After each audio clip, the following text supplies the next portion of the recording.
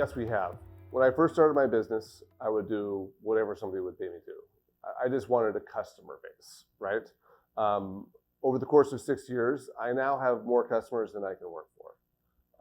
It's actually like my systems work so well that it's a significant problem how many people are inquiring us right now. In the month of July, we had 200 inquiries.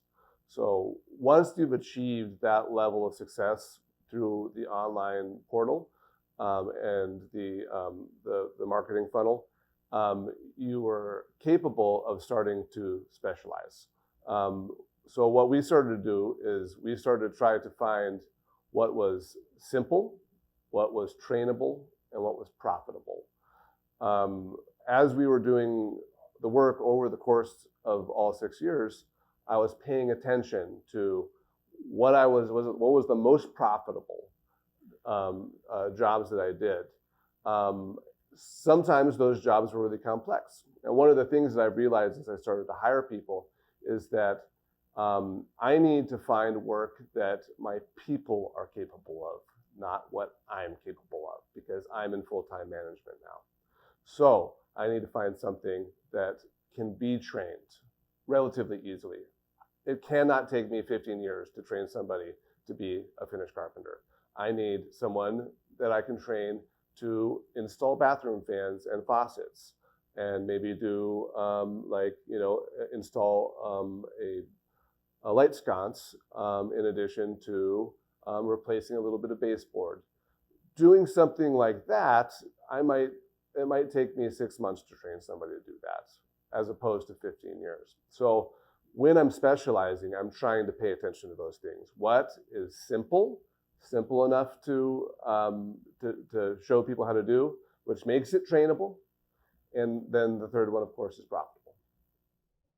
So we don't really like going on roofs. We're not insured for going on roofs, so we typically refuse at work anything over 2 stories. We'll still replace the rot repair on windows and stuff as long as it's below 2 stories. Once you get up to 3 and 4 stories, we decline that kind of work. There's a lot of stuff like when it comes to plumbing and electrical, we're not licensed to do like in-wall wiring. We're not licensed to do in-wall plumbing, but we are allowed to do P-trap work, under sink plumbing. We are allowed to replace a faucet or replace some electrical fixtures or outlets. So every customer is going to try to get you to do more than you're actually willing to do. And it's actually one of your skill sets as a business owner is learning when and how to say no. So we have started a list of no's, things that we won't do. Countertop installations, that's better done for a specialist. We won't do the height work. And there's a bunch of different ones that are things that we have found are too complicated to be simple, trainable, and profitable.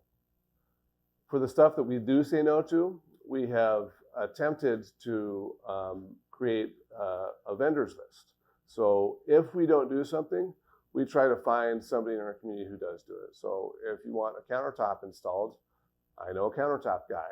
I'll refer you to him. If you want some real electrical work done, I can either subcontract that because I am a general contractor, or I can just refer out to people. Now, what that does is it just means that that countertop guy is going to refer us back, and that electrician is going to refer us back, and you end up accumulating a network of different contractors that you work with.